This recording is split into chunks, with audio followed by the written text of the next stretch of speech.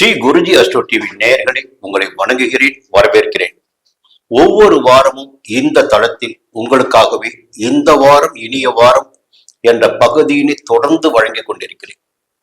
என்னன்னா, இந்த வார பலன்கள் என்பது உங்களுக்கு ஒரு வழிகாட்டுதலாக இருக்கும்.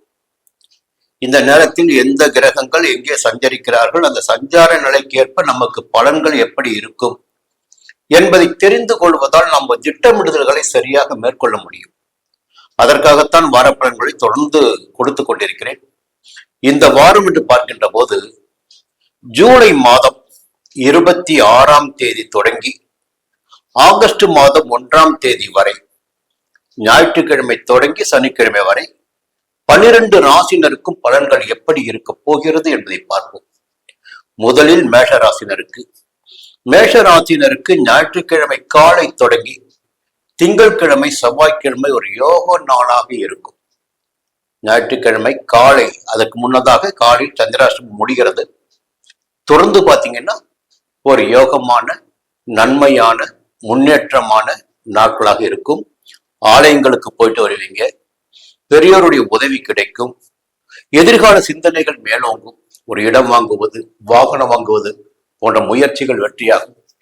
அரசியல்வாதியுடைய செல்வாக்கு உயரும். அப்போ செவ்வாய்க்கிழமை வரை யோகமான நாட்களாக இருக்கிறது. செவ்வாய்க்கிழமைக்கு பிறகும் பார்த்தீங்கன்னா புதன்கிழமை வியாழக்கிழமை உத்தியோகத்தில் இருந்த பிரச்சனைகள் நெருக்கடிகள் எல்லாம் விலக ஆரம்பிக்கும். வேலையில் இருந்த பிரச்சனைகளுக்கு மேலாக வியாபாரத்தில் தொழிலில் எதிர்பார்த்த ஆதாயம் கிடைக்கும். வெள்ளிக்கிழமையும் சனிக்கிழமையும் பணவரவு என்பது நிச்சயமாக இருக்கும்.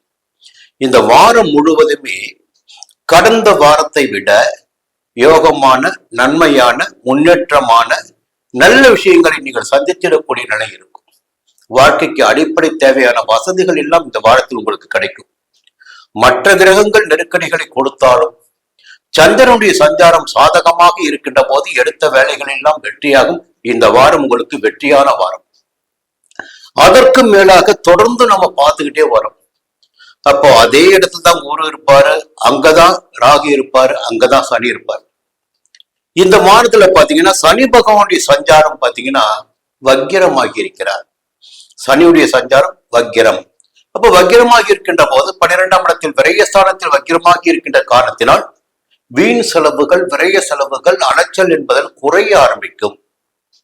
அப்ப கடந்த வாரத்தில் இருந்த நெருக்கடிகள் என்பது இந்த வாரத்தில் உங்களுக்கு இருக்காது. இன்னொரு பக்கம் பார்த்தீங்கன்னா லாபஸ்தானமான 11ஆம் இடத்தில் ராகு சஞ்சாரம் பண்ணிட்டு இருக்காரு.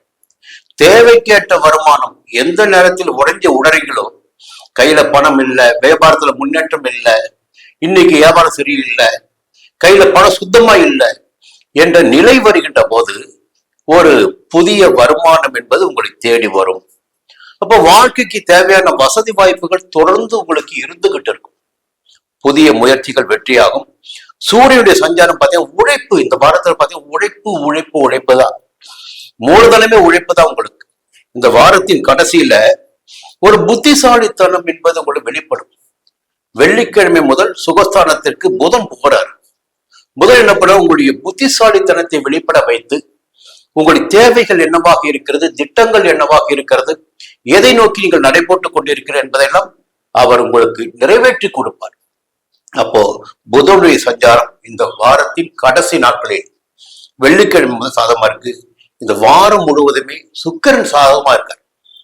அப்போ ஒரு பக்கம் வியாபாரம் நல்லாவே இருக்கும், வருமானம் இருக்கும், கணவன் மனைவிக்குள் இணக்கம் இருக்கும், சந்தோஷமான நிலை இருக்கும்.